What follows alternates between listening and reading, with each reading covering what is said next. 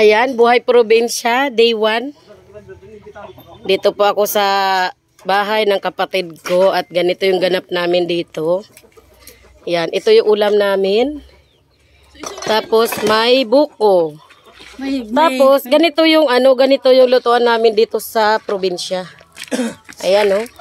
Original yung kawali na yan oh, walang awakan.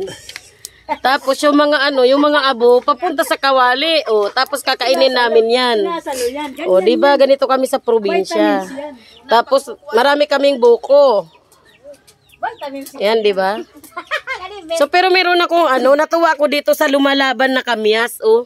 Wala na siyang dahon, dito na siya sa baba pero lumalaban pa, 'di ba? May bulaklak. Lumalaban pa yung kamyas. Oh, see? Ang galing. Yan, ganito dito sa probinsya namin. Napakalawak ng compound. Napakalawak ng compound namin, mga 2,000 square meter.